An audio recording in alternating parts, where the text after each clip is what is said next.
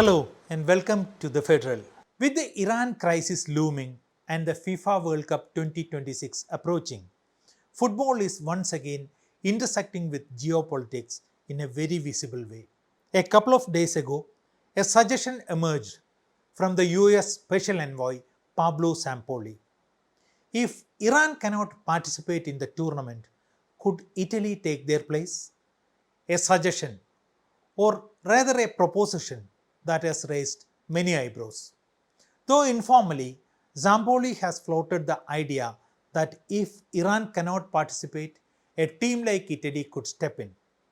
It is a striking thought, but it immediately runs into the structure of the tournament and of the very game. Iran has qualified to the World Cup on merit. They came through the Asian qualification system and secured their place. Italy did not.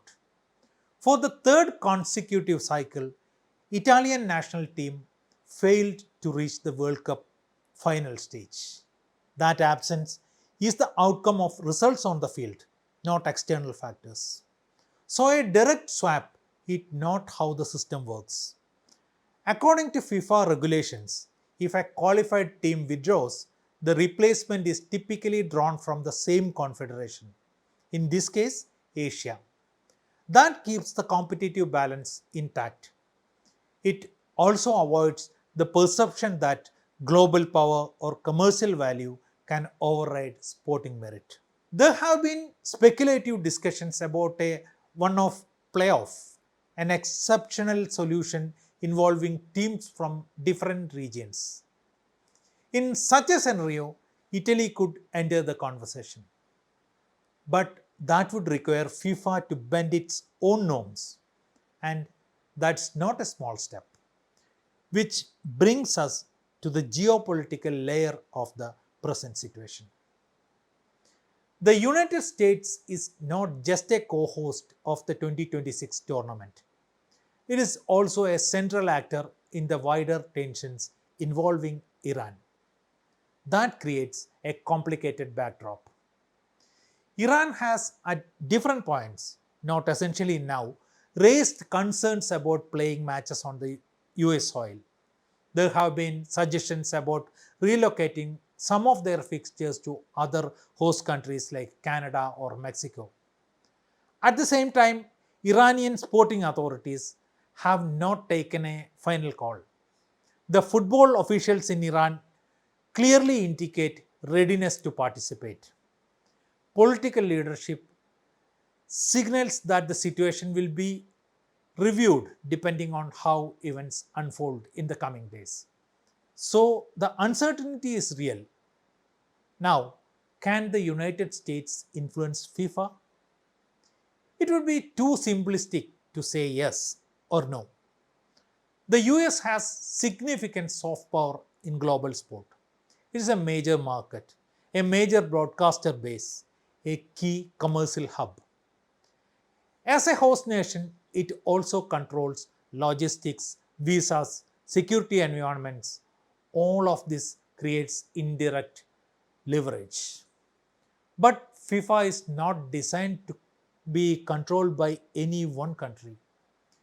Its structure is deliberately broad, more than 200 member associations, decision making that involves multiple confederations. And historically, if there is any structural influence, it has often leaned towards the Europe. Through strong leagues, financial power, and administrative presence, European football has shaped much of FIFA's ecosystem. Yet, even that influence has limits. Because decisions like replacing a qualified Asian team with a European one would trigger resistance from other regions also. Asia, Africa, and South America would all have a stake in how such a precedent is set. This is where geopolitics becomes layered. It is not just US versus Iran, it is also about global balance within football, about whether the sport reflects a multipolar world or bends towards a few powerful centers. History shows that football and politics have never been fully separate. Recently, in 2022, Russia was excluded from the World Cup pathway following its invasion of Ukraine. That decision aligned with broader international actions, but it also came early enough for FIFA to adjust the competition structure. Further back, there were coordinated boycotts. In 1966, several African nations withdrew in protest over qualification rules they saw as unfair. Each of these moments reveals something. FIFA responds to global pressure, but tries to frame its decisions within sporting logic. This situation is more delicate because it involves a qualified team, a host nation connected to the conflict, and a global audience watching closely. Iran's position itself reflects this tension. There is no single line. There are concerns about safety, sovereignty, and dignity. At the same time, there is recognition of what the World Cup represents: visibility, competition, and national presence on a global stage. For FIFA, the challenge is to navigate all this without appearing to take sides. If Iran participates, the issue settles into logistics and security. But if Iran withdraws, the real test begins. Does FIFA follow its standard replacement pathway within Asia? Or does it create an exceptional mechanism? And if it does the latter, how does it justify that decision to the rest of the footballing world?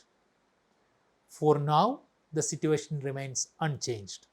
Iran is still in, Italy is still out. But the conversation itself signals something larger. This World Cup will not unfold in isolation.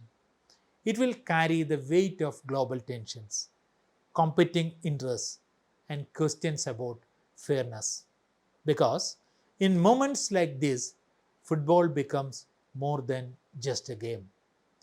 It becomes a space where the world's political realities quietly but unmistakably enter the field.